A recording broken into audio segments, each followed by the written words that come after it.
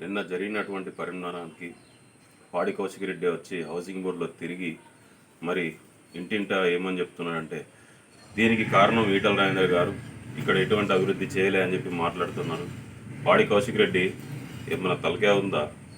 ప్రకృతి విరుచుకుపడ్డ దానికి ఈటల రాజేందర్ గారు ఏం చేస్తారు, నువ్వేం చేస్తావు, నేనేం చేస్తా? మరి నిన్న అదే వర్షానికి నిన్న కరీంనగర్లో రోడ్ల మీద నీళ్లు పోతున్నాయి. మరి దానికి మరి మీ మంత్రి, స్థానిక జిల్లా మంత్రి గంగుల కమలాకర్ గారు ఎటువంటి అభివృద్ధి చేయలే అని చెప్పేసి మీరు ఒప్పుకుంటురా?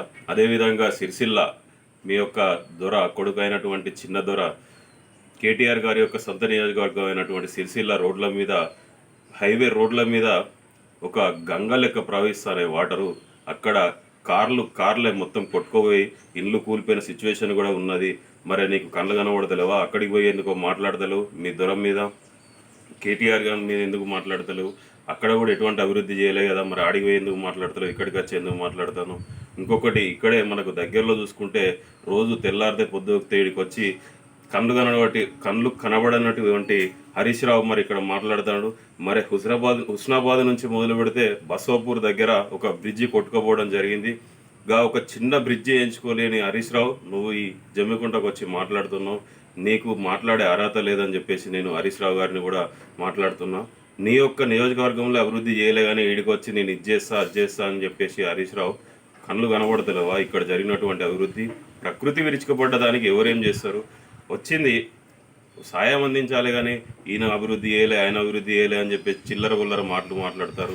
ఇక్కడ ఉన్నటువంటి స్థానిక చిల్లర నాయకులు కూడా, ఒక చిన్న స్థాయి నాయకులు కూడా మాట్లాడతారు.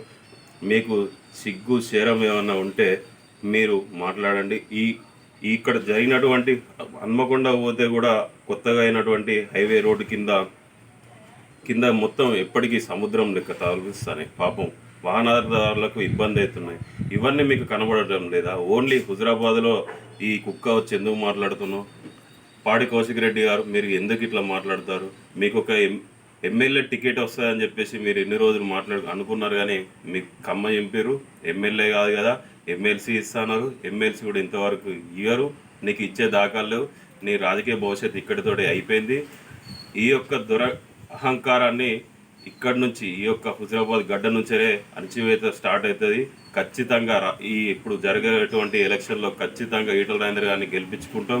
మీ యొక్క దురణ పాలనను గద్దె దించేదాకా మేము నిద్రపోవని చెప్పేసి